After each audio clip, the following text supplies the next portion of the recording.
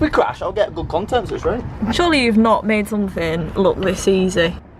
What do you mean? It's not. Should we cut springs in a Lexus? No, mate. I think living a vida loca. That wasn't the song. Whoa! Good morning, everybody. We've got something today which we need to do for next Friday. So we've got this. Oh, we need to go and get the shit car. 1 second. Here should be having a drift day next Friday. Now, one thing that most drift cars have is like a lot of locks. So basically, I can go wider when I'm in a corner, and then it's obviously less chance of me spinning. My friend Jake, we got these, his company. It's like a big back washer, and that's got a rack spacer. So we put this on the inner tie rod, and it basically just spaces the inner tie rod out. So it spaces the whole car out, but then we just track it. So instead of going a lot there, we'll probably get an extra couple of degrees. Nothing major, but enough to make a difference when we're going. No idea how easy this is going to be, and the track is going to be absolutely awful after it. But of course, we're not going to get tracked. We're just going to send it. Right, the car's in the air, which is extremely difficult when it's that low and you don't have a handbrake which stays on. My camera person's being lazy right now. This is fine. We don't need to show them. So what we're going to need to be doing is we need to loosen this locking ring. Well, actually, we're going to do that last. But first of all, take this boot off. And then we need to take the trap rod out the steering, and then we're going to put the washer on it. It is relatively like quite simple in terms of what we're doing in terms of steps, but in terms of actual, you know, doing those steps, no idea. It's always good to get the car as high as possible so you can get the biggest ratchet you can in there for the tyre, because sometimes they are a nightmare. But let's get that little cable tie off, and we'll see what we can do. Right, so I've just cut off the cable tie. I'll pull this back. So there is the tripod. Now this screws off that bit. Now if you can see, it's got like a little bit of a, it should have a little bit of a flat edge. This one doesn't. Oh, like it does. Oh, but it's only small. So there's a little bit of a flat edge there, a little bit of a flat edge there. I have got huge grips there, and I've also got vice grips as well. So usually the best method is to get them on that bit and just absolutely whack them. Now it's annoying because it's facing this way. I really want it to be facing down so I can get it up, but I did think that this was going to be in the way when I did it, but yeah, we'll see. I'm on my back here, so it's not the best position to be looking, but that needs to unscrew off there. Right, so as I suspected, this is getting in the way. So now, got it on there, gonna get a few big whacks with a hammer. Hopefully it comes right off.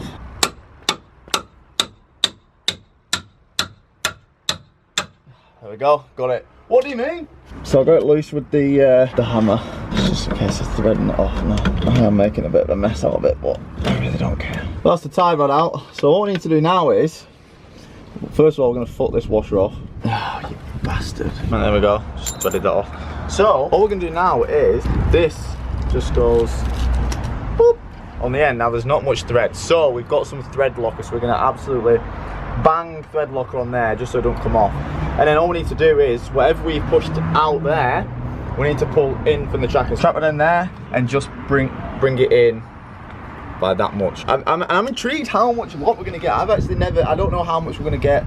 I'm going to actually do one side this way, so we're going to put full lock on this side and then do that side and just see what the difference is on the other side. But I've heard it makes a big difference. So if you do want one of these, obviously it's Jake's company I've got this from. I'll leave a link on there. He does them for everything, but these are the ones he sells the most for the IS200s because they're apparently really easy to do in terms of the cars. So yeah, I think they're about £10–15 that he sells them for, so definitely worth it. So here's the thread lock. I was gonna get what's the other one called? What's the expensive one called? No, I was gonna get an expensive one, but then I realised I'm Lee Lockwood and I do everything on the cheap. So yeah, we got the cheap one instead. Now this is actually blue thread lock. I actually thought it was red. Red is usually the stronger one.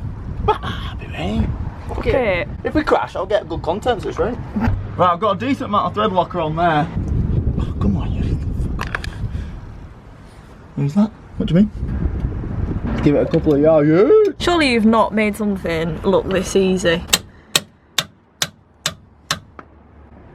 What do you mean? Look, at the end of the day, right? At the end of the day, you can whinge and you can moan all you want, alright? And I've seen this in the YouTube comments every day. Oh, Lee Lockwood doing some on the cheap. At the end of the day, it always fucking works. Have I ever done anything which hasn't worked? My coilovers. They worked.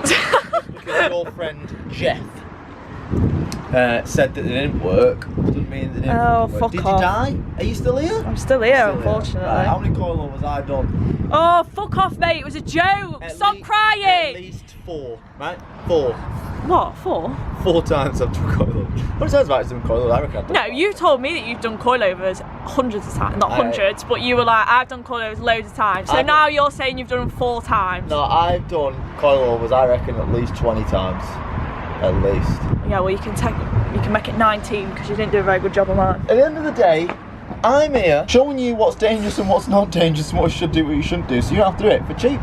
End of the day, It's not. should be a cut springs and a Lexus. No, I mate. think at the end of the day, we're still here, we're still living, and we're still low, so I think we should have done, yeah. Carry Should we on just with do that. this? Because I want to get some mad scoops. There's another one fucking crying, not me. Right, we're going to make this really tight. Tight like a tiger. Never heard that before in my life. You never heard tight like a tiger? No. You need to fucking educate yourself because you don't know films, you don't watch any films.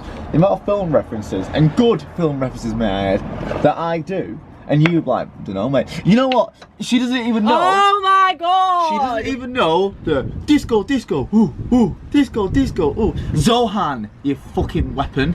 You've not seen Zohan? No. Zohan. I can't, you're a mess. Probably. What's this? I have no idea. I hope it's not this one. Right, so now this is a confusing bit because this was the tracking before, okay? So we pushed it out. So now we're gonna have to bring this in. So we have to bring this wheel in more. And we're gonna have to bring that wheel in the same as that. Okay, does that make sense? No, yeah. mate. Okay, cool. So we just go.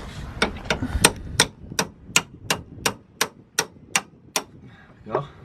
We need to create a gap, same as that. And then now we just need to turn the track rod in. Just need to turn the track rod in. Do you just need to turn the track rod in? Just need to turn the track rod in, yeah. So now, that is technically where it was. Now the wheel should be straight. Cable down there. Now we've got some, now we're a professional drifter again. Beep beep bop beep bop. Living a vida loca. That wasn't the song. I was doing some MCing. Yes, I put the keys in the car. Put No, that shit shut in the boot, fuck hold up. tight. No, chef. Hold tight. We put one lock thing on, so let's go full lock this way. We'll take a mental picture of that, okay?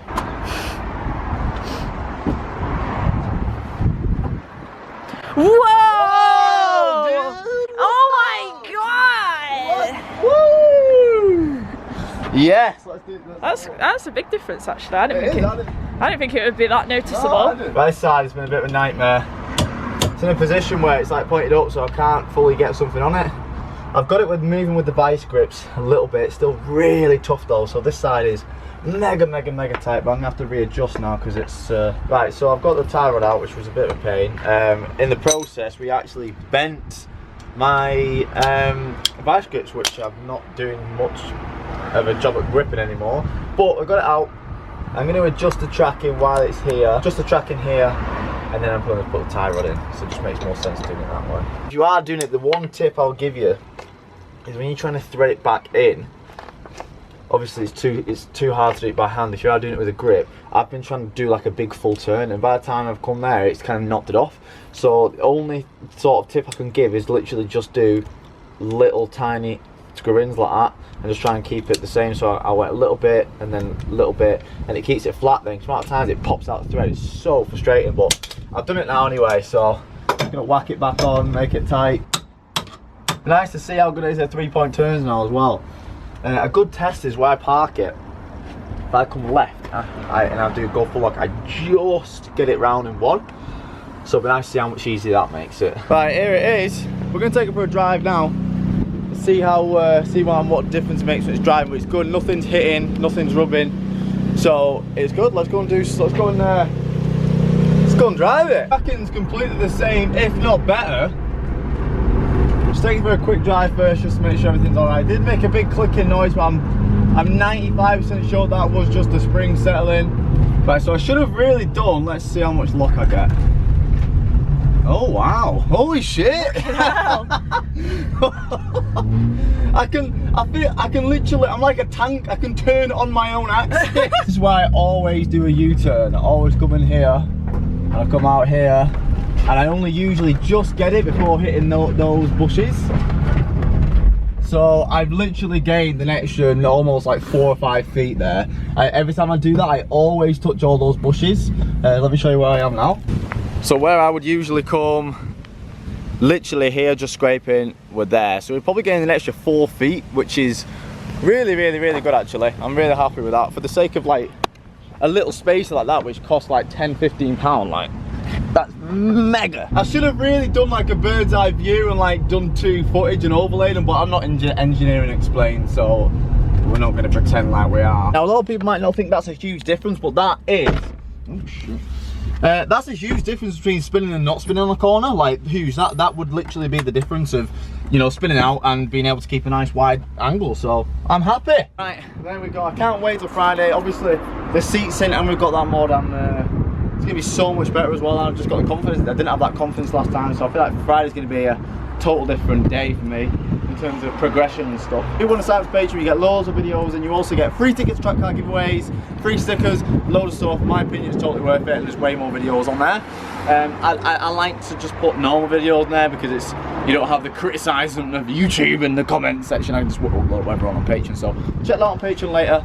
Friday's the day we're going to go on another drift day. I think we've got a couple more things to do before that on this, but we shall see. Hope you all liking Alexis' content. I feel like it's going back to my roots.